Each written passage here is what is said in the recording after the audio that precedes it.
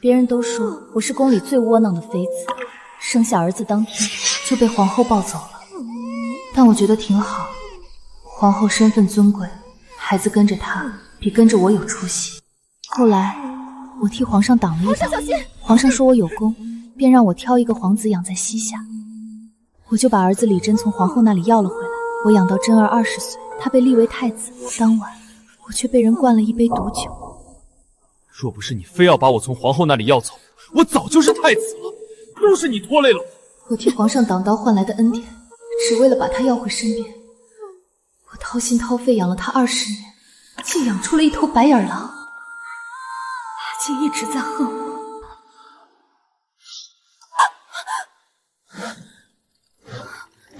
穆贵人护驾有功，朕特准你从皇子中择一人养在膝下。我没死，我居然回到了20年前领养真儿的这一天。上辈子我被能认回亲生儿子的喜悦冲昏了头脑，竟然瞎了眼，没看清楚他那不忠不孝的本性。四皇子李允熙生母戴罪死后，他变成了这宫里人人厌弃的弃子。这种被抛弃、被厌恶的滋味，我回皇上，臣妾要他。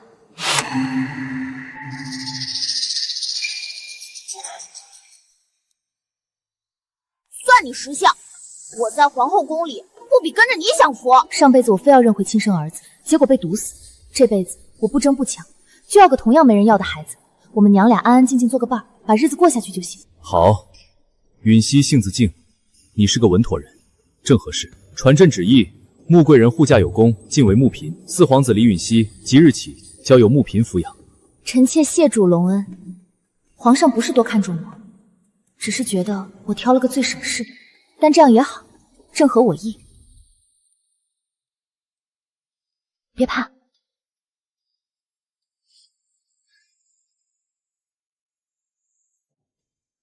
娘娘，四皇子的洗澡水备好了，你先下去吧，我亲自来。是。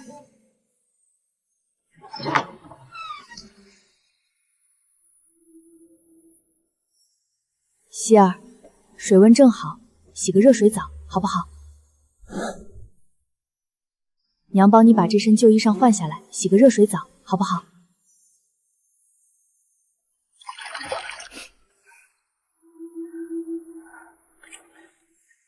希儿，以前的事都过去了，以后锦瑟轩就是你家，我就是你娘了。有娘在，谁也不能再欺负你。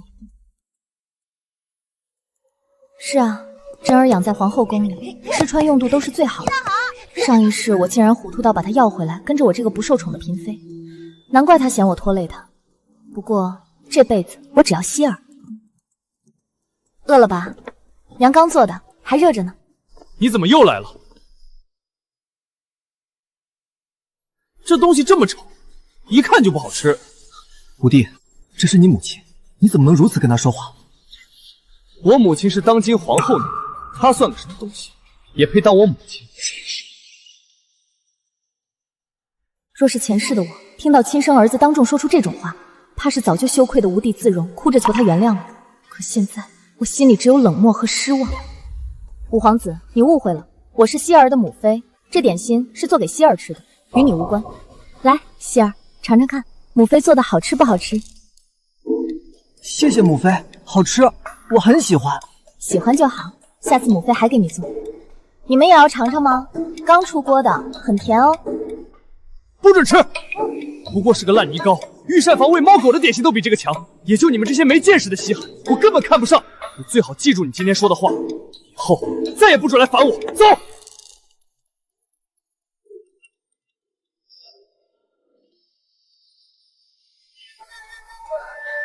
希儿，怎么了？是不是哪里不舒服？娘，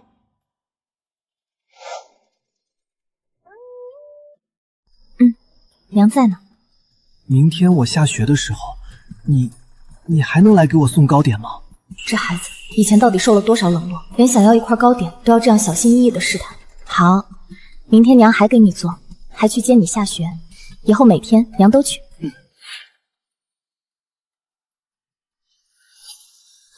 四哥，我的剑子掉水里了，你下去给我捡上来呗。你敢不听我的话？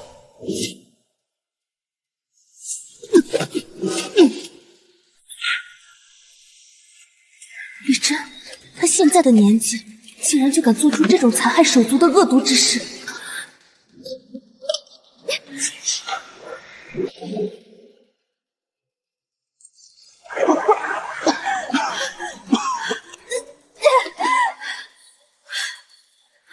娘娘，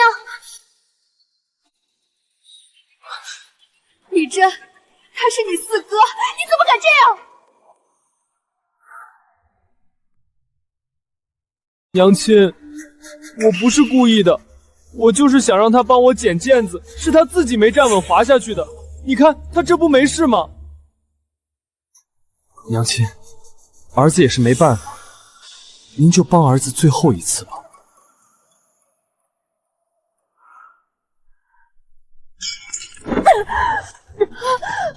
你只会拖累我。哼，他现在一定觉得我这个生母又蠢又好骗，只要他装装可怜，我就会像条摇尾乞怜的狗一样，再次凑上去原谅他。李真，你这副虚伪的嘴脸，只会让我觉得恶心。娘亲，你别生气了，我真的知道错了，你原谅真儿好不好？五皇子，请自重。春桃，娘娘，奴婢在。立刻去养心殿，去告诉皇上，五皇子李真将四皇子推下水，意图谋杀，请皇上即刻定夺，严惩凶手。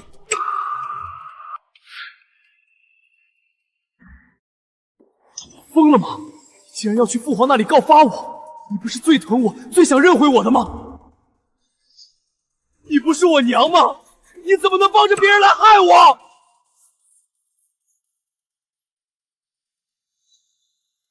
五皇子，你搞错了，你的娘是当今皇后，不是我。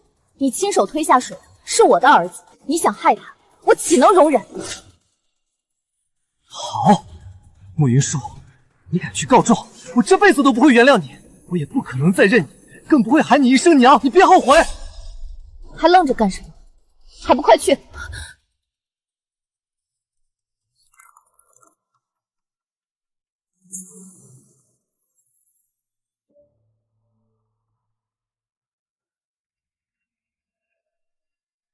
坏人！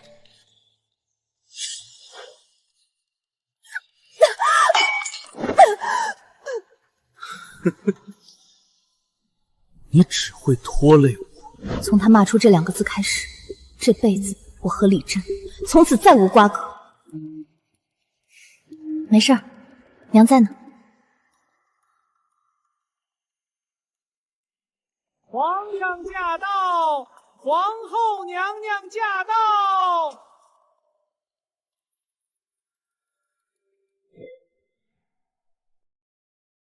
到底怎么回事？给朕如实招来！若有半句虚言，朕砍了你们的脑袋！回皇上，是五皇子让四皇子下水捡戒指，四皇子不肯，五皇子就从假山上跳下来，把四皇子推下去了。孽障！残害手足，小小年纪，心思竟如此歹毒，谁教你的？父皇饶命，儿臣知错了，儿臣不是故意的。皇上息怒啊！真儿才19岁，他懂什么谋害？一定是兄弟间玩闹，一时失了分寸。玩闹！大冷的天，把亲哥哥推下冰池，这叫玩闹！若不是穆嫔拼死相救，允熙现在已经是一具尸体了。皇后，这就是你教出来的好儿子，公然谋害兄长，身边还跟着一群助纣为谋的奴才。你这个做母后的，平日里就是这般管教的。臣妾知罪。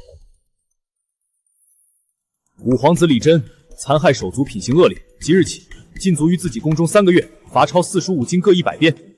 无朕的旨意，任何人不得探视，他也不得踏出宫门半步。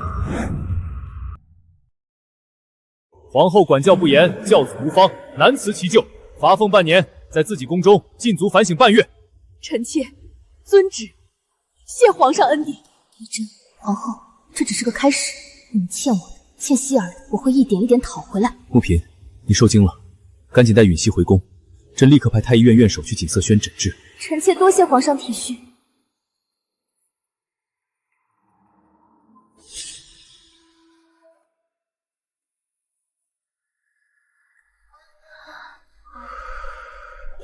希儿，来，把这碗姜汤喝了，驱驱寒气。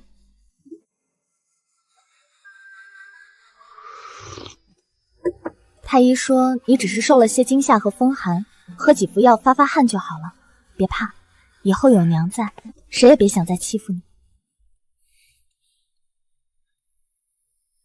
怎么了，希儿？是不是哪里还不舒服？娘，你今天不该为了我得罪皇后娘娘的。傻孩子，说什么胡话呢？有人欺负你，我这个当娘的难道要眼睁睁看着吗？得罪了又怎样？大不了我们娘俩以后关起门来过自己的日子。娘，在这后宫里，关起门来是过不好日子的。皇后娘娘现在一定恨毒了我们，她有权有势，想捏死我们，比捏死一只蚂蚁还容易。娘知道，可是娘本来就不受宠，也没有母族撑腰，除了拼命护着你，娘也不知道还能做什么。娘，你什么都不用做，我会帮你获得父皇的恩宠的。希儿，你说什么？只有父皇的恩宠，才能让皇后忌惮，不敢轻易对你动手。娘，你信我，我会让你成为这后宫里最受宠的女人。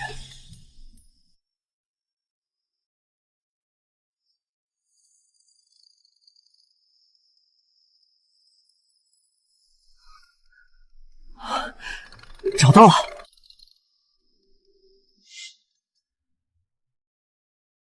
娘，快把这件换上。我打听过了，父皇最偏爱天青色，觉得清爽脱俗。希儿，娘平时穿惯了深色，这颜色是不是太打眼了？娘，你听我的准没错，快去换吧。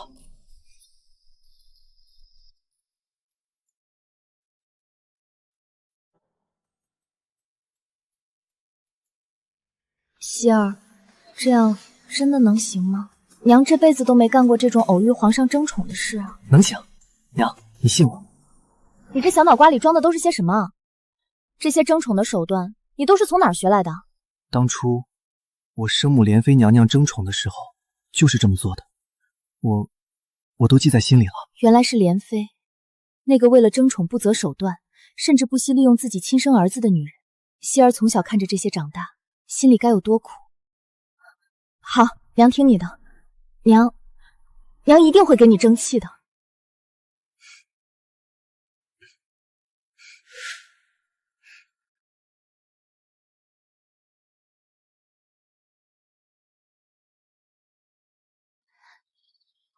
娘，你记住了，等会儿父皇来了，你就去亭子里弹琴，一定要记住我教你的那首平沙落雁的谱子，千万别乱弹。还有，父皇走近的时候，你不要立刻回头，要装作不知道，等他开口你再……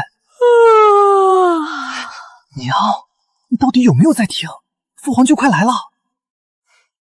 知道了，知道了，小机灵鬼，娘听着呢，绝不给你掉辫子。娘，快去，父皇来了，按我说的做。死就死吧，为了希儿，今天这咸鱼我是当不成了。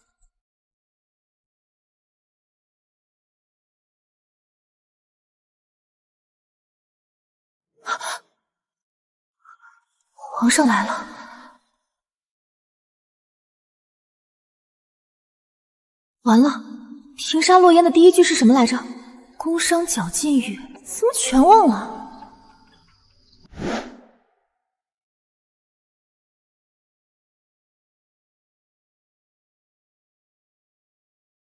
死就死吧。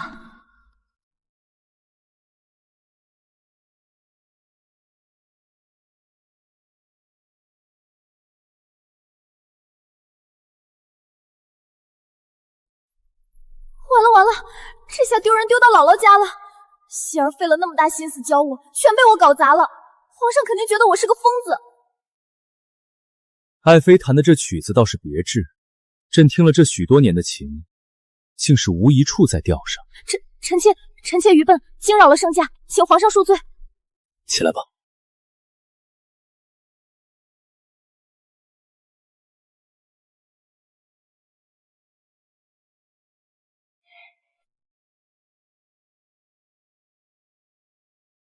别紧张。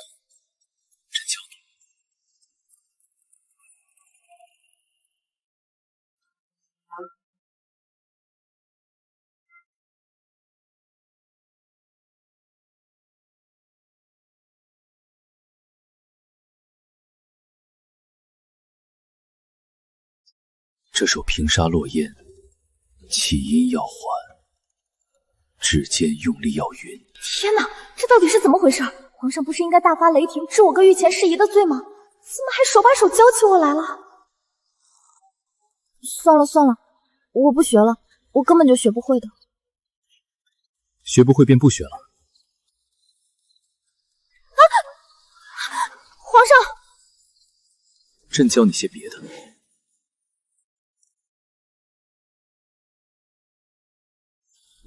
爱妃，你很特别。特别？我哪里特别了？特别窝囊，特别没用，还是弹琴特别难听？朕是说，你和这宫里的其他人都不大一样。娘，你身上有别人都没有的东西，父皇一定会注意到的。这什么呢？我重活了一辈子，又莫名其妙得了这第2次机会，可我还是不知道我到底哪里特别。管他呢，只要希儿的计划成功了，只要能护住希儿，当个傻子又何妨？皇上口谕：穆嫔娘娘温婉贤淑，深得朕心，特赐蜀锦10匹、东珠1盒、赤金点翠头面2套。穆嫔娘娘，这可是皇上特意从私库里挑的好东西，足见皇上对您的恩宠啊！多谢公公跑这一趟。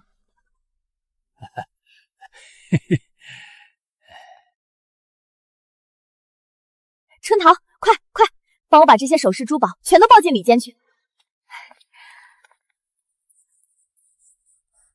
希儿，快看，喜欢这个颜色不？这料子软和，给你做件春衫肯定好看。还有这个留着，以后给你媳妇儿当聘礼。娘，这些是父皇赏给你的，你应该自己留着，做些新衣裳，打几件实心的首饰。你打扮的好看了，父皇才会更喜欢你，我们的日子才能更好过。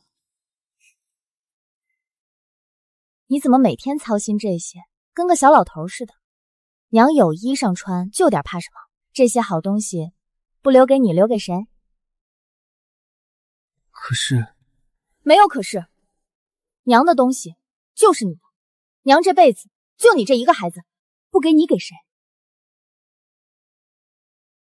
那就先让春桃姑姑收进库房吧。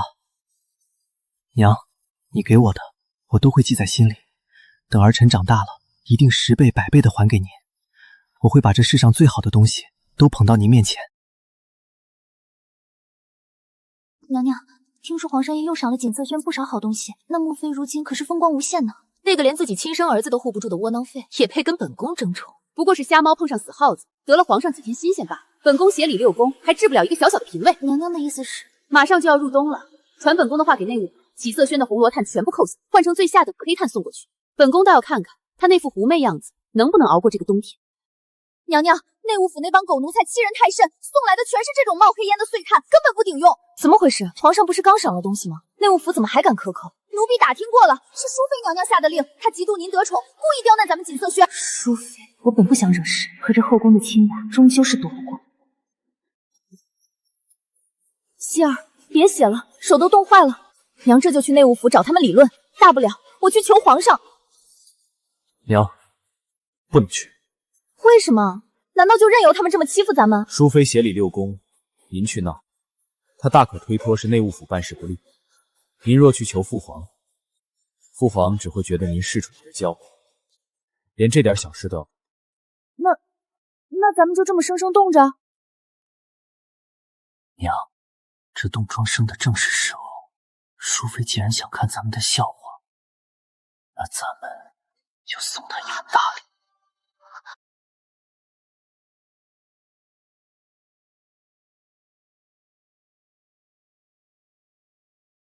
娘娘，皇上来了。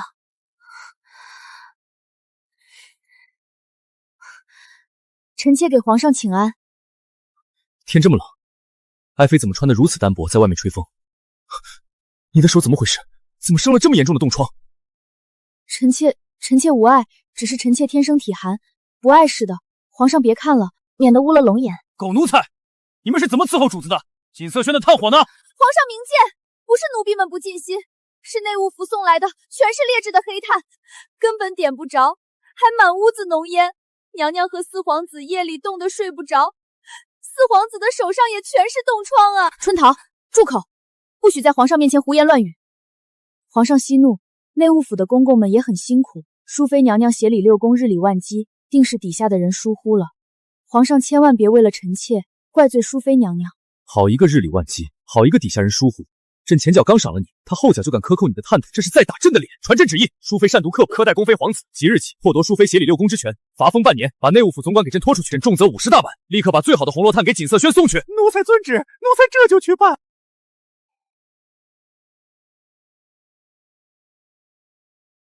希儿教我的这招以退为进，竟然真的管用，不仅要回了炭火，还狠狠惩治了嚣张的淑妃。淑妃，这只是个教训，谁敢动我娘，我就剁了谁的手。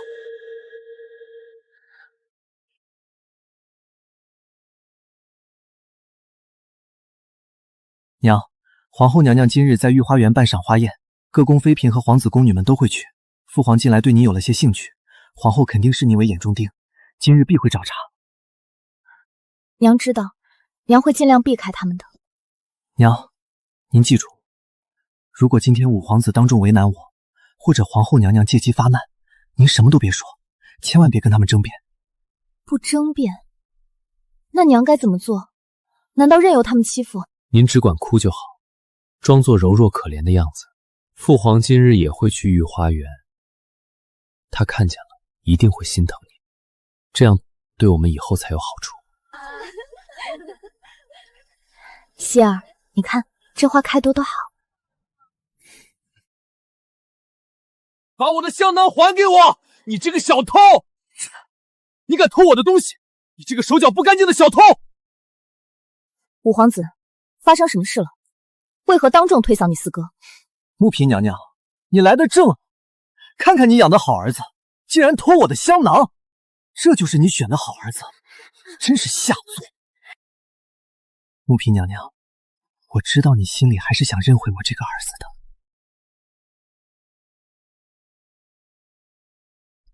穆嫔娘娘，我知道你心里还是想认回我这个儿子的。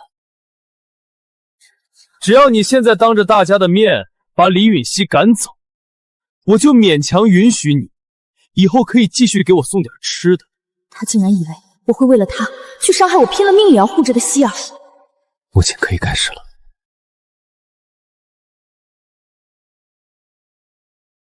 五皇子慎言，希儿是我的儿子，我清楚他的品性，他绝不会偷女别人的东西。娘，你为什么不按计划行事？你这样硬刚会得罪所有人的。你居然帮着这个小偷说话！我再说一遍，希儿不是小偷。还有，五皇子，请你记住，希儿永远是我的儿子，我也只有他这一个儿子。好得很，你非要护着这个手脚不干净的小偷是吧？皇上驾到！参见皇上。发生何事？为何在此喧哗？回皇上，五皇子当众指责希儿偷了他的香囊，臣妾敢以性命担保，希儿绝不会行此偷盗之事，这分明是诬陷。真儿，穆嫔说你诬陷允熙，可有此事？儿臣没有诬陷，他就是偷了我的香囊。父皇您看，这就是我的香囊，刚才就是从他身上掉下来的，证据确凿。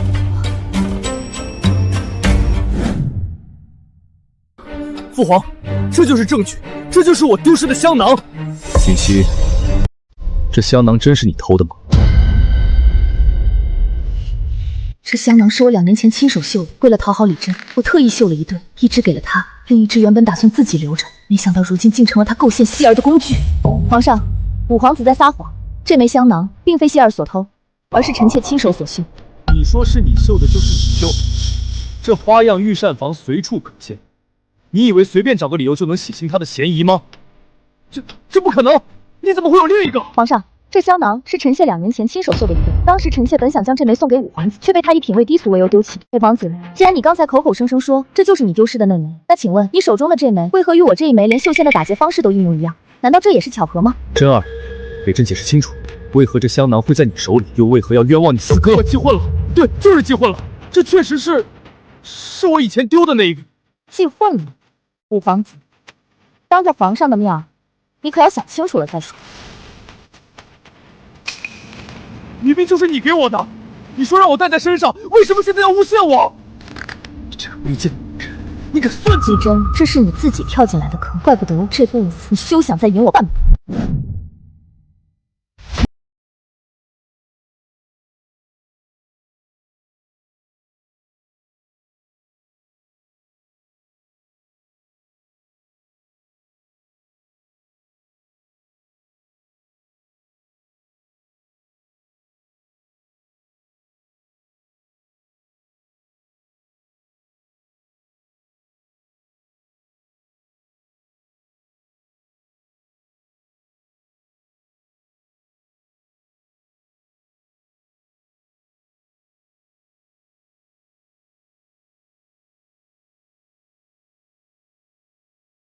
便是真儿，你身为皇子，行事如此毛躁，甚至诬陷兄长，成何体统？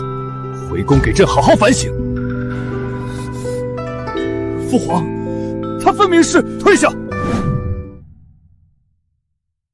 穆嫔，你既已养育允辉，便好生教导他安分守己，莫要再生事端。是，臣妾谨遵皇上教诲。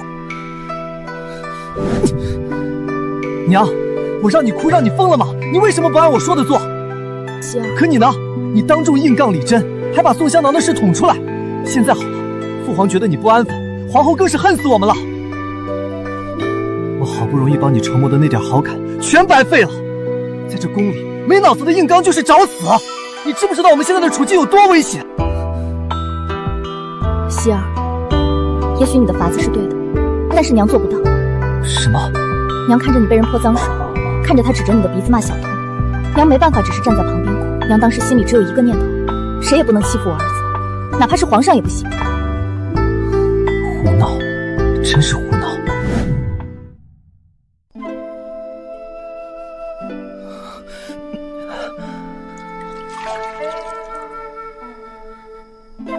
希儿，希儿，你醒醒，别吓娘。娘，去请父皇来。希儿，你说什么？就说我病了，父皇就会来看我，说不定今晚就歇在这儿了，你就能有机会了。傻孩子胡说什么呢？你都病成这样了，娘哪还有心思想那些争宠的事？有用的，以前他都是这样，想让父皇来就让我泡在冷水里，泡到发烧，父皇就来了，他也有赏赐了。希儿以前过的到底是什么地狱般的日子？希儿，不说了，都过去了。娘在这里，娘不争宠，娘只要你好好的，以后娘都在。他跟莲妃不一样，他守着我，只是怕我难受，怕我病了。这世上，终于有一个人，是真心疼爱我的。谢天谢地，终于退烧了。希儿，饿不饿？希儿，饿不饿？娘去给你端粥，娘去给你端粥。怎么了？娘，你想不想当皇后？当皇后做什么？要管那么多人，那么多事儿，多累啊！娘有你就够了，光照顾你，娘都觉得时间不够用呢。可是娘，我想让你当皇后，在这宫里，不争就是死。你当了皇后，就没人敢再把你推下水，没人敢再指着你的鼻子骂，也没人敢再欺负我。我只想当条咸鱼，可李真和皇后会放过我吗？如果我不变强，怎么护得住希儿？好，娘答应你。娘，父皇近来偏爱边塞时，昨日教你的那首出塞，背一遍。秦时明月汉时关，万里长征人未还。但热龙城飞将在什么来着？不教胡马度天山。娘，你这记性，连我都比不过。娘老了嘛，脑子转得慢。继续背，背书为止，千万别让人知道，尤其是父皇。娘，父皇喜欢梅花小凯，你这字太软了，手腕要用力，体体要稳。娘，你记住了，前朝兵部尚书郑德士，他是皇后的人，御膳房的李公公是淑妃的眼线，你平时遇到他们要多加小心。好，娘不睡，娘继续学。虽然这些东西学起来比登天还难，但只要能让希儿安心，只要能护她周全，拼了这条命也要学进去。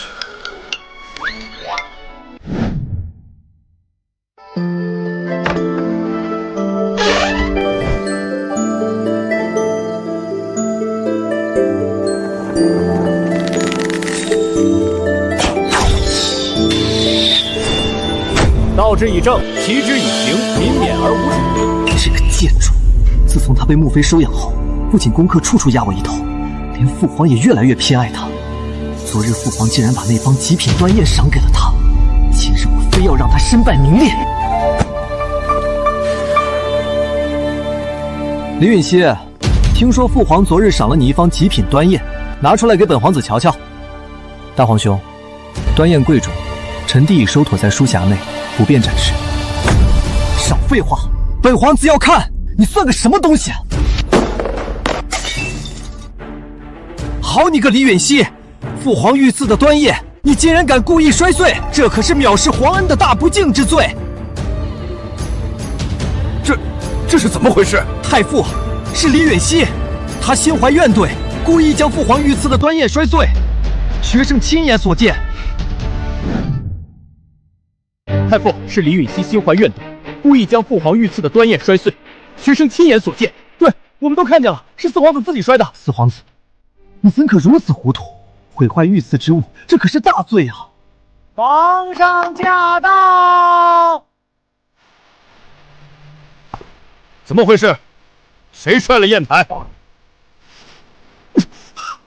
父皇，是四弟，他不仅摔碎了您昨日御赐的极品端砚，还想诬陷儿臣，求父皇明鉴。允熙，你作何解释？父皇息怒，大皇兄确实看错了，地上摔碎的并非父皇御赐的端砚。你还敢狡辩？那书匣明明就是装端砚的盒子。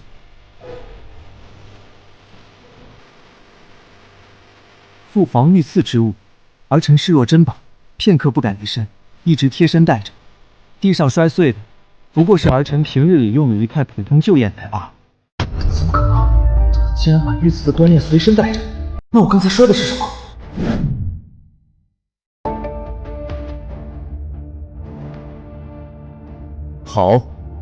好一个视若珍宝。允熙，你做得很好。只是儿臣不明白，大皇兄为何非要强行抢夺儿臣的书匣，还故意将其狠狠摔在地上。大皇兄口口声声说那是御赐端砚，这里面装的真是御赐之物。大皇兄此举岂不是故意毁坏圣物？我没有，我不是故意的。混账东西，你竟敢在朕面前耍这种卑劣的手段，陷害手足，自己毁坏东西，还敢恶人先告状。儿臣不敢。大皇子品行不端，心术不正，罚跪太庙3日，抄写孝经100遍，没有朕的旨意，不许起来。还不快把他给朕拖下去！想算计我，你还嫩了点。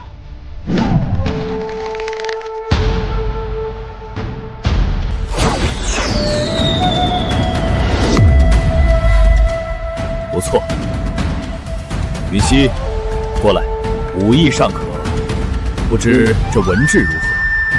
朕问你，若遇江南水灾，流民四起，当如何处置？回父皇，儿臣以为当分3步：其一，开仓放粮，安抚流民，以稳民心；其二，兴修水利，以工代济，既解燃眉之急，又绝后患；其三，严查贪腐，若有官员中饱私囊，定斩不饶。好一个以工代赈，好一个定斩不饶。太傅，你教出了一个好学生啊！皇上密赞，是四皇子天资聪颖，且勤奋刻苦，远超常人。允熙，你没有让朕失望。儿臣谢父皇夸奖。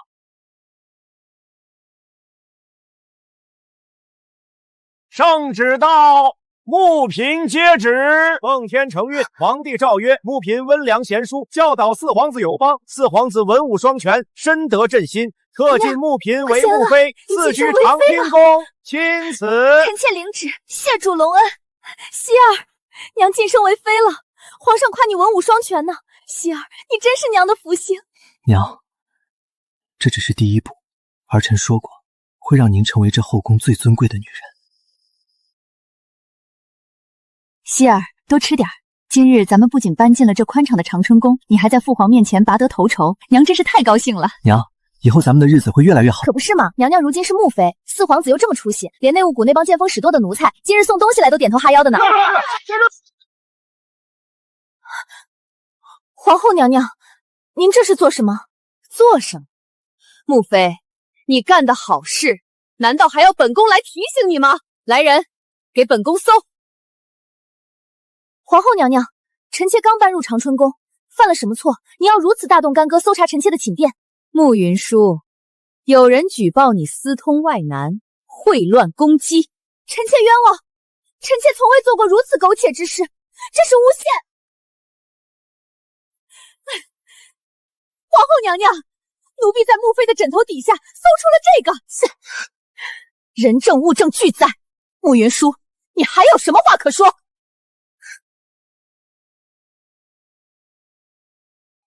不，这不是臣妾的，臣妾根本不认识这块帕子，还敢狡辩！来人，把这个秽乱宫仪的贱人给本宫拿下，押去养心殿，交由皇上发落。放开我，臣妾冤枉！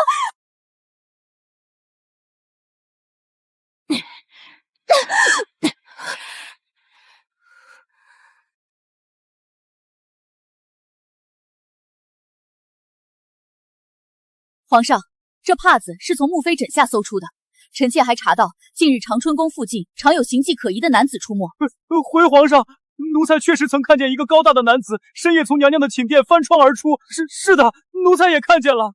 皇上，臣妾冤枉，臣妾根本不认识什么男人，这帕子也不是臣妾的，是他们诬陷臣妾。人证物证俱在，你还敢狡辩？朕念你教子有方，刚刚晋你为妃，你竟敢做出如此不知廉耻之事，秽乱宫闱，罪不容诛。来人，将慕云舒打入冷宫。慢着！父皇息怒，儿臣有话要说。大人的事，你小孩子插什么嘴？还不快退下！母后此言差矣，事关儿臣母妃的清白与生死，儿臣岂能袖手旁观？云溪，你有什么话要说？难道你要包庇你母妃吗？儿臣不敢包庇，儿臣只是觉得这所谓的铁证破绽百出。四皇子，你小小年纪竟敢信口雌黄，污蔑本宫！父皇，儿臣绝无半句虚言，请父皇明察。允熙，你凭何说这帕子是陷害？父皇请看，这帕子的料子是江南今年新贡的雨花锦，雨花锦质地轻薄，色泽流光溢彩，数量极其稀少，每年进贡朝廷的不过10匹。内务府的记录应当有详细记载。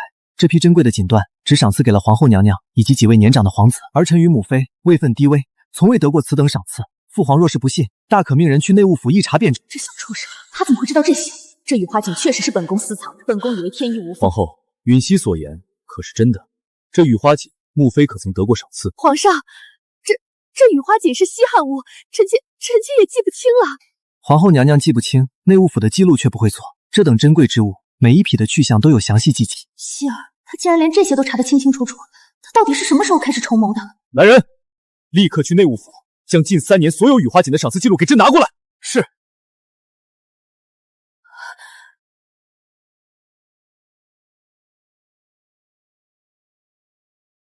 回皇上，内务府记录查明，近3年进贡的雨花锦，除了赏赐给几位年长皇子外，其余皆在皇后娘娘宫中。穆妃娘娘从未得过此等赏赐。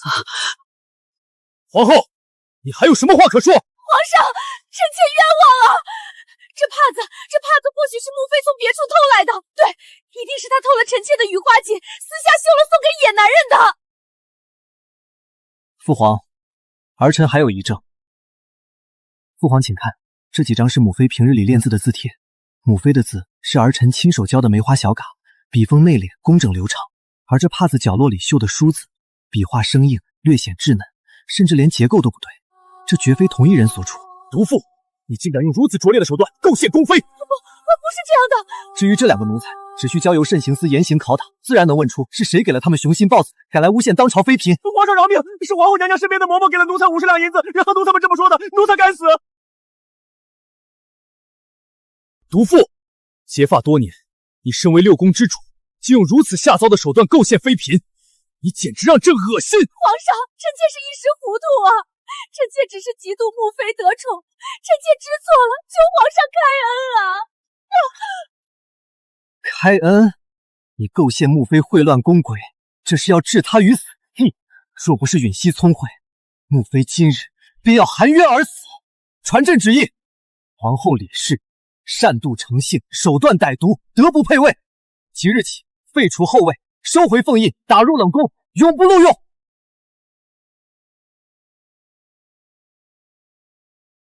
穆妃，快起来，今日你受委屈了。臣妾多谢皇上明察秋毫，还臣妾清白。穆妃温良贤淑，教子有方，今日有无辜受冤，朕心甚恶。即日起，晋穆妃为贵妃，暂时代掌六宫事宜。贵妃，代掌六宫，我竟然真的走到了这一步。臣妾领旨，谢主隆恩。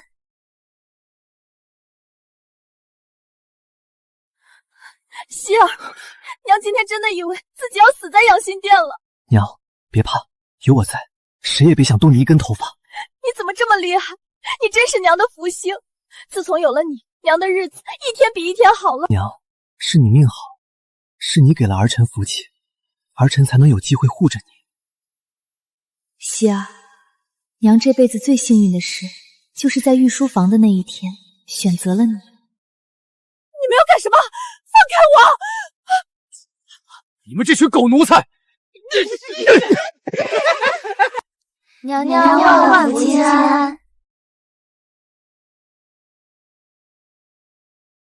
哟，这不是五皇子吗？怎么，废后在冷宫待的可好？您不去尽孝，跑这儿来做什么？狗奴才，你敢嘲笑我？哼，五皇子，您还以为自己是以前那个有皇后撑腰的宝贝疙瘩呢？现在这后宫可是穆贵妃娘娘说了算。如果当初我没有嫌弃她，如果我跟着她，现在代掌六宫的贵妃就是我的亲娘，我就是这宫里最尊贵的皇子。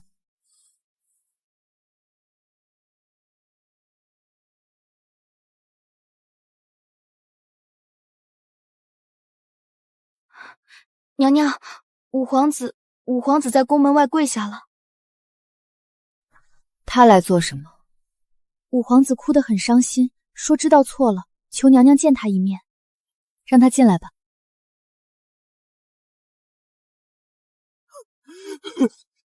娘，儿子知错了。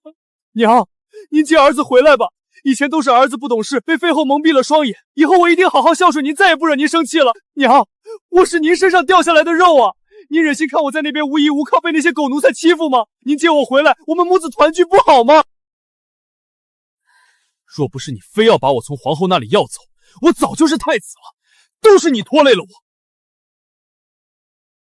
前世他端着毒酒，冷眼看着我挣扎时，也是这张脸。根本不是来认错的，他只是看我现在得势，想来沾光罢了。五皇子，你说错了。什么？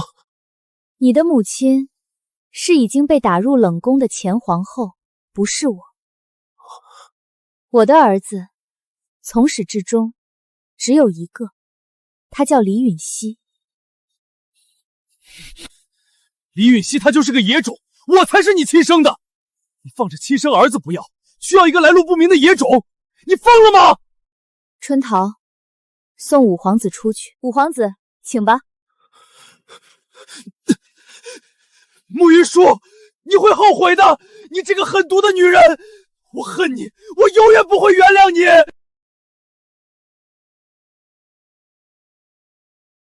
关门。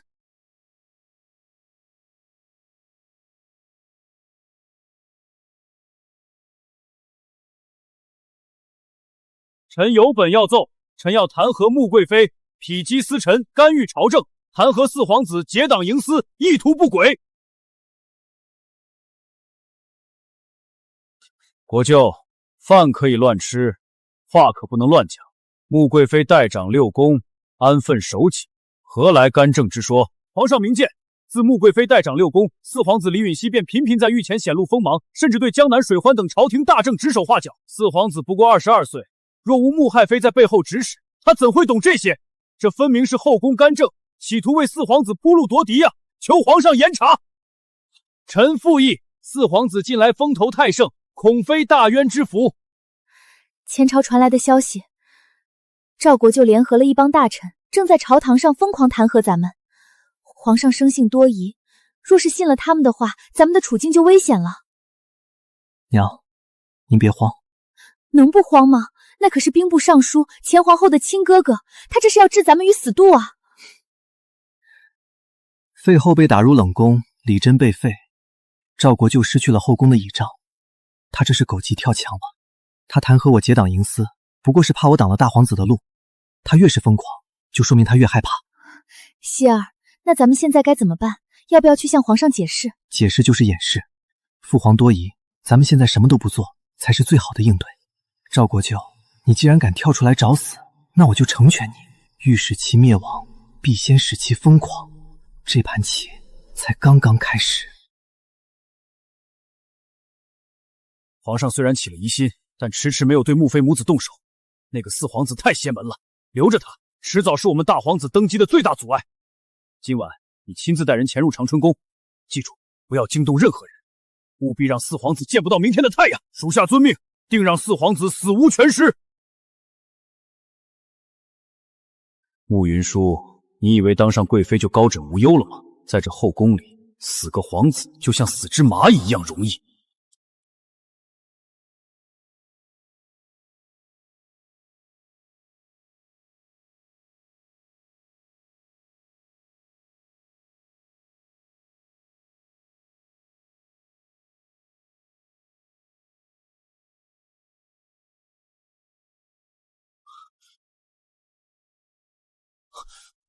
不好，中计了！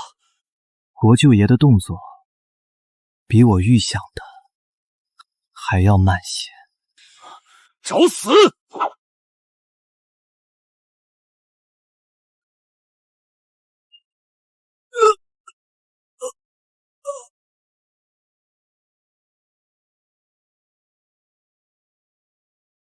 赵国舅，你以为派个死士就能杀我？你太小看我了。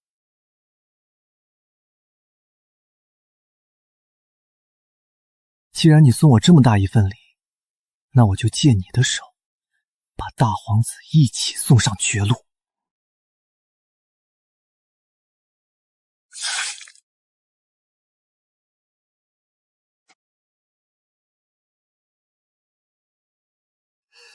有刺客！救命啊！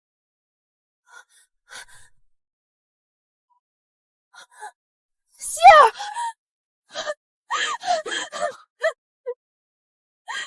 来人，抓刺客，抓太医，快啊！天子脚下，皇宫内院，竟然有刺客敢暗杀当朝皇子，进去都是干什么吃的？臣万死，臣立刻彻查，给朕搜，看看这刺客身上有什么线索。朕倒要看看是谁吃了雄心豹子胆。皇上，您看这个。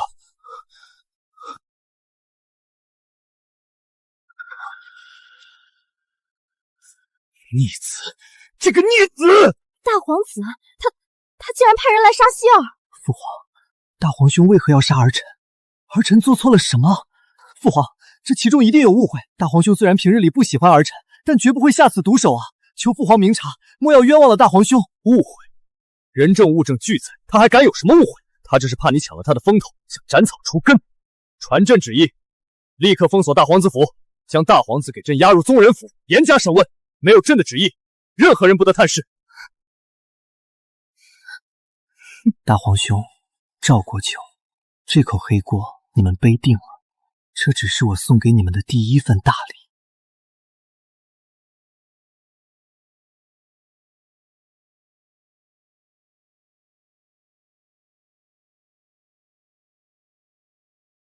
逆子，你还有什么话可说？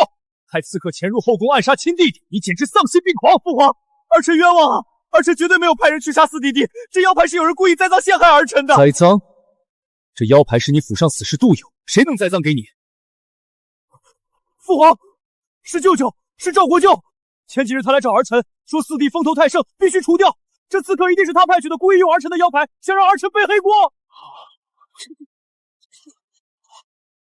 大皇子，你血口喷人！老臣对你忠心耿耿，怎会陷害于你？明明是你自己嫉妒四皇子暗下毒手，如今事情败露，竟想拉老臣垫背。你为了保住你们赵家的权势，什么事做不出来？背后被打入冷宫，你怕四弟得势，就想借刀杀人。这个蠢货！老臣若要杀他，怎会留下如此明显的破绽？分明是你自己行事不密。够了，都给朕闭嘴！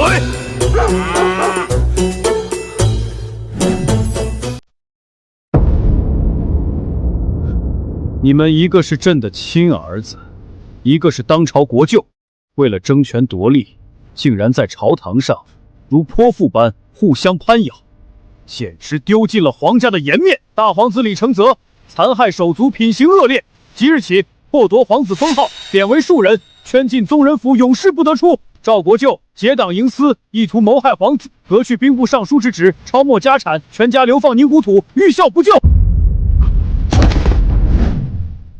大皇兄，赵国舅，这盘棋我们输得一败涂地。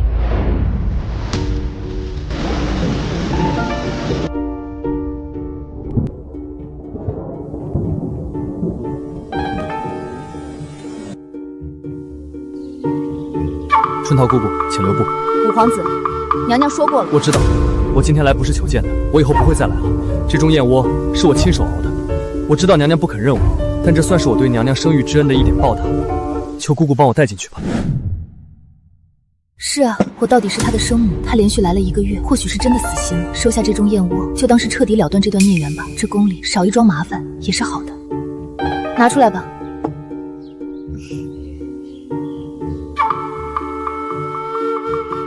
好香啊！娘，这是什么好吃的？是燕窝，你下学饿了吧？这碗给你喝。这味道不对劲。谢谢娘，真好喝。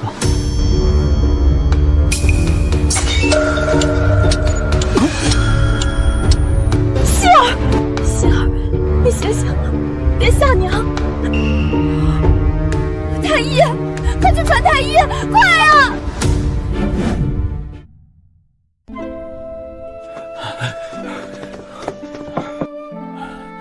娘娘，四皇子体内的毒终于控制住了。他没事了。四皇子虽然保住了性命，但此毒极其霸道，严重伤了五脏六腑。四皇子元气大伤，恐怕需要静养数月才能勉强恢复。李真，你这个畜生，你竟然在燕窝里下毒！你不仅想毒死我，还差点害死了希儿。我慕云舒发誓，绝不会放过你。父皇，儿臣冤枉啊！那燕窝是儿臣亲手熬的没错，但儿臣绝对没有下毒，一定是有人陷害儿臣。皇上，慎刑司已经查明，五皇子身边的贴身太监招供，那毒药是五皇子用重金从国外黑市买来的千龟药，人证物证俱在，绝无冤枉。好得很，朕怎么生出你这么个恶毒的孽障？传朕旨意，五皇子李真谋害宫妃手足，罪无可恕，即日起废除皇子身份，贬为庶人，押入天牢最底层，永世不得出。不，父皇，我是您的亲儿子，你不能这么对我。慕云舒，你这个贱人，我做鬼也不会放过你。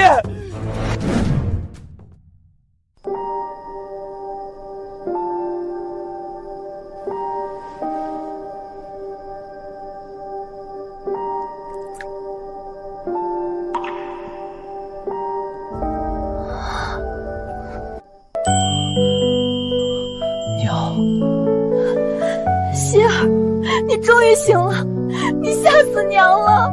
娘，别哭，李真是不是再也不能欺负我们了？是，皇上已经把他废为庶人，永远关进天牢了，他再也伤害不到你了。李真，你终于死了，这后宫再也没有人能阻挡我把娘推上最高的位置了。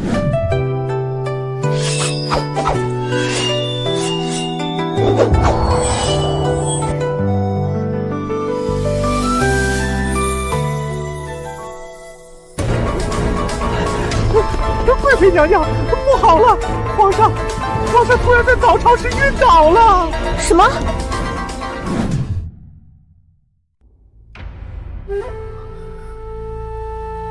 元首，皇上到底得了什么病？为何会突然晕倒？回贵妃娘娘，皇上这病来势汹汹，脉象极其紊乱，似中毒又非中毒，臣等实在查不出具体病因啊！查不出病因，那该如何医治？臣等只能先开些固本培元的方子，尽力吊住皇上的龙气。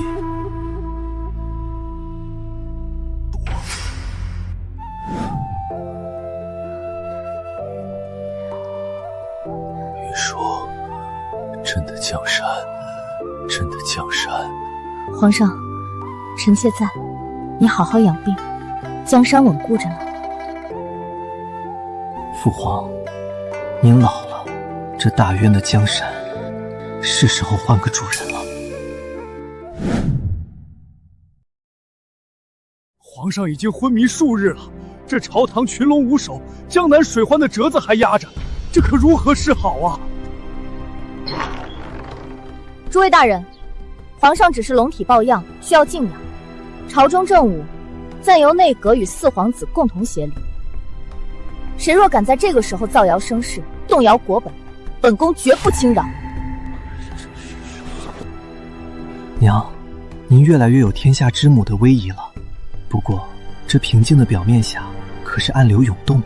那些躲在暗处的臭虫，也该按耐不住了。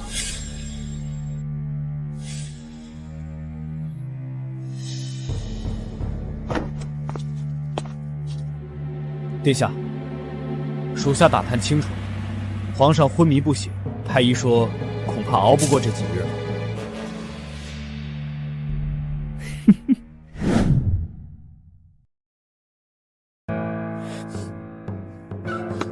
好，真是天助我也！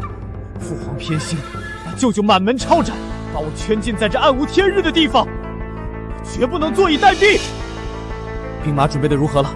殿下放心，属下已经暗中调集了3000亲信，控制了神武门。如今宫中只有穆贵妃一介女流和四皇子那个毛头小子，不足为惧。哈哈哈哈！李允熙、穆云舒，你们以为赢定了吗？哈哈哈哈！日3更，我要让你们母子俩死无葬身之地。大渊的皇位，只能是我李承泽的。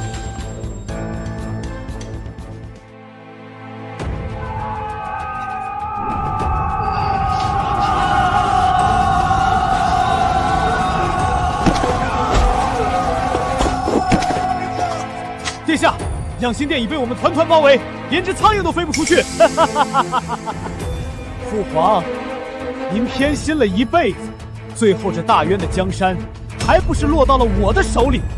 给我冲进去，活捉穆云舒和李允熙！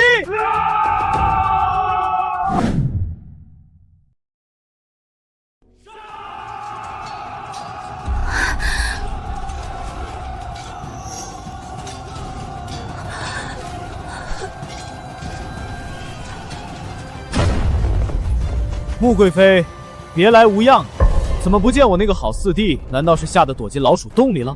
李承泽，你带兵逼宫，惊扰圣驾，这是诛九族的死罪！你还不快快放下武器，束手就擒！死罪！等我拿到了传国玉玺，登基称帝，我就是天，谁敢定我的罪？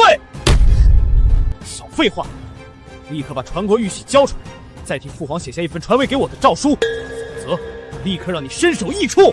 你做梦！你这个弑父篡位的乱臣贼子，就算杀了我，你也休想得到玉玺！贱人，敬酒不吃吃罚酒！既然你想死，那我就成全你。希儿，娘尽力了。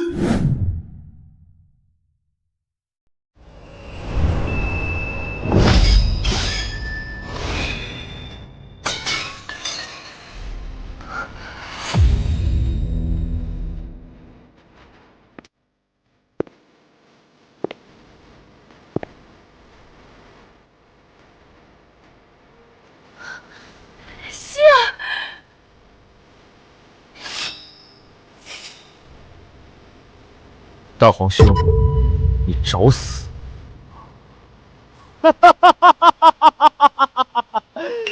李允熙，竟然还敢回来送死！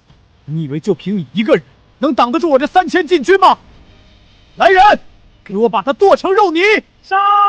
保护皇上，保护贵妃娘娘！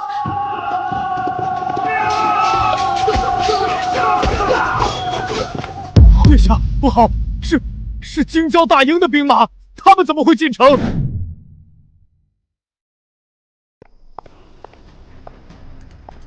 大皇兄，你以为你暗中勾结禁军统领就能瞒天过海吗？你的一举一动早就在我的掌控之中。京郊大营的兵符，父皇早就交给了我。今日我就要替父皇清理门户。不，这不可能！我才是大渊的皇帝！给我杀！杀了他！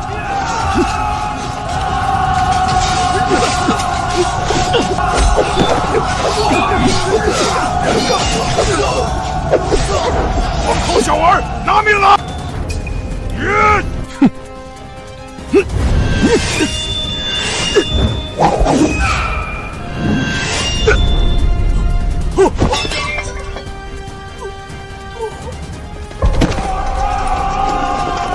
强者不杀，负隅顽抗者，格杀勿论。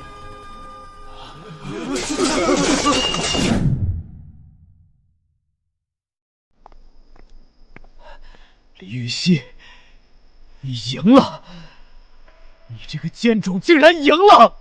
大皇兄，你输在太蠢，也太贪。我杀了你！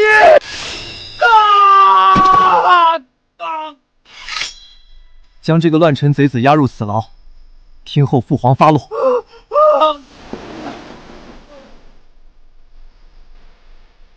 我的希儿，他不再是那个任人欺凌的小可怜了，他已经长成了一棵足以遮风挡雨的参天大树，有了真正的帝王之姿。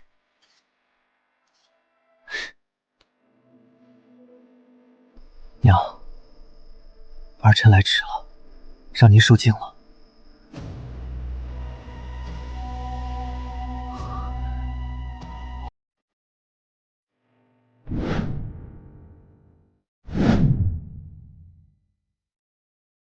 皇上，您觉得好些了吗？外面的动静朕都听到了。允熙，你做得很好，朕的江山交给你，朕放心了。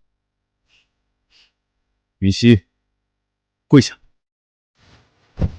你这孩子沉稳聪慧，文武双全，今日又平定叛乱，救驾有功，你是太子的不二人选。朕以你好遗诏，立四皇子李允熙为大渊太子，克成大统。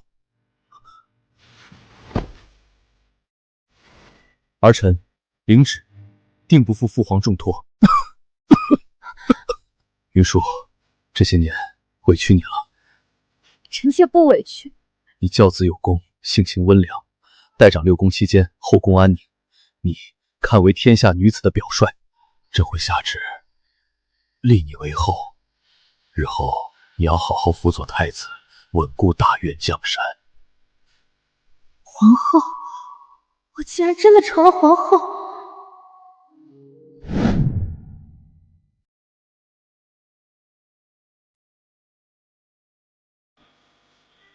朕累了，你们退下吧。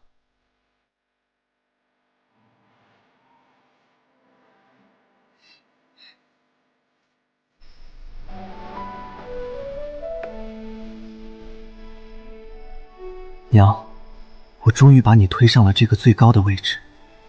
从今往后，这天下再也没有人能欺负你了。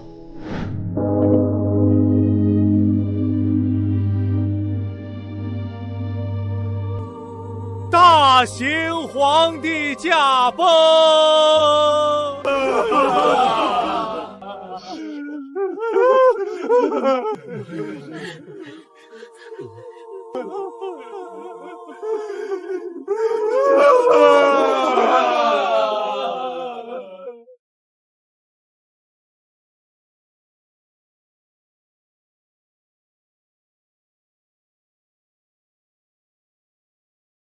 吾皇万岁万岁万万岁！钟爱卿，平身。希儿，你做到了，你真的成了这天下的主宰。皇上驾到！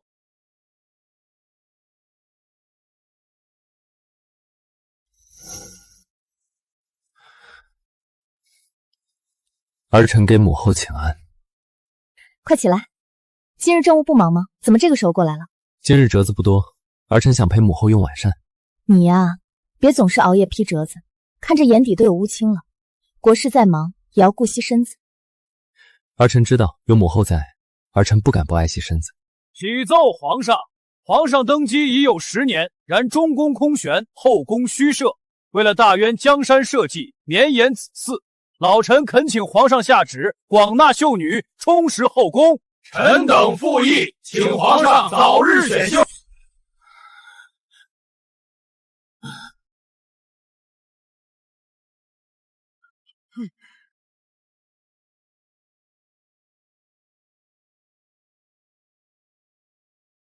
太后娘娘，您终于苦尽甘来了。如今皇上登基，您是这天下最尊贵的女人，再也没有人敢给您脸色看了。是啊，苦尽甘来了。我本只想当条咸鱼，安稳度日，却没想到在希儿的步步筹谋下，我竟然走到了这无人之巅。希儿，娘这辈子有你足矣。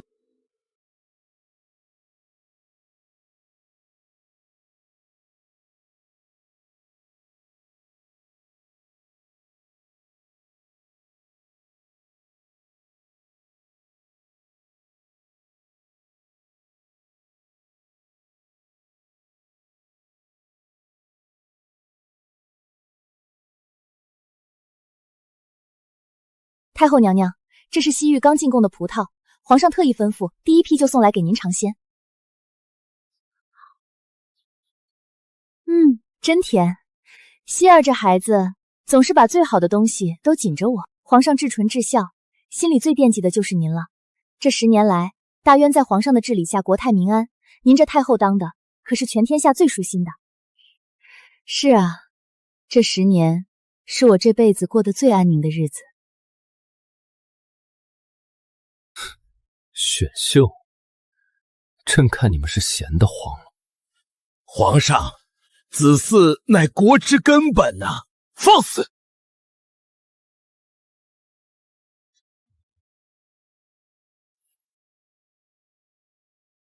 朕不愿母后为后宫琐事操劳伤神。选秀之事，以后谁若再敢提起，休怪朕翻脸无情。退朝！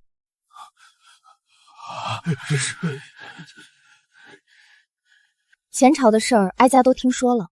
你这孩子，怎么能为了哀家，连选秀都拒了？母后，儿臣说的是实话。儿臣不想让那些不相干的女人进宫，惹您心烦。胡闹！你是一国之君，哪有后宫空无一人的道理？你总得立后纳妃，绵延子嗣啊！儿臣不需要，这后宫有母后一人足矣。儿臣只要母后开开心心、平平安安的，其他任何人，儿臣都不在乎。你呀，真是个长不大的孩子。这华丽的囚笼里，只能有我和他。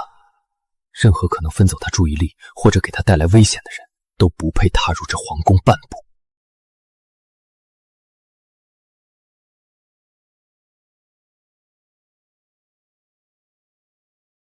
希儿，你看这晚霞多美啊！是，很美。时间过得真快，一转眼你都登基10年了。娘有时候站在这里，看着这连绵的宫墙，总觉得像做梦一样。母后，这不是梦，这大渊的江山，如今真真其实的踩在我们的脚下。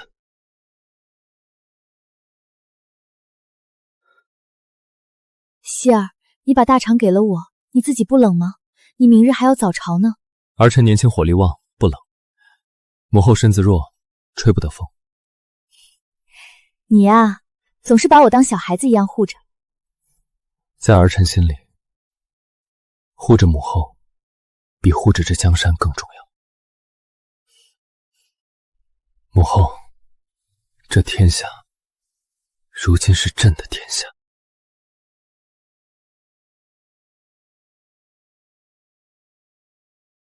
母后，这天下，如今是朕的天下。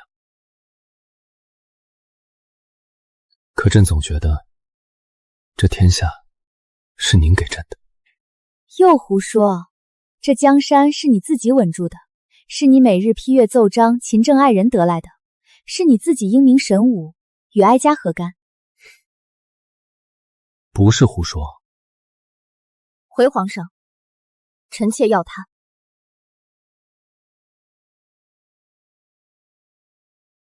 母后，您不知道，如果没有您当年在御书房越过所有人，坚定地指向我的那一下，我如今恐怕早已是北郊乱葬岗里一具无人记得的枯骨了。原来他一直把那件事记在心里，记了这么多年。他这高高在上的帝王外表下，藏着的依然是当年那个极度缺乏安全感的孩子。傻孩子，都过去了。娘既然选了你，就会护你一辈子。是，母后选了我，儿臣这条命，这大约的江山，全都是母后的。好了，堂堂一国之君，怎么还像个孩子似的撒娇？若是让朝臣们看见了，成何体统？成何体统？在母香面前，儿臣永远都是那个需要您护着的希儿。天色不早了，风也大了，咱们回宫吧。儿臣服您。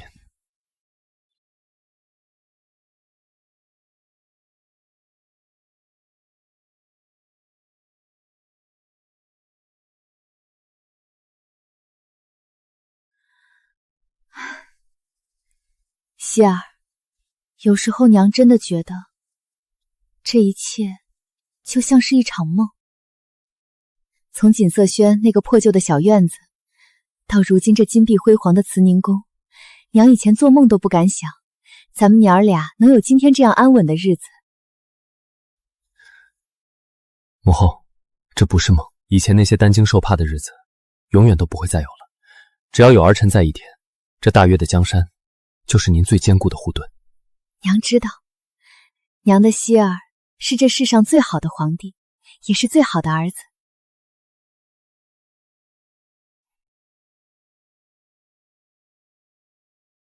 希儿，天色不早了，你也早回去歇息吧，明日还要早朝呢。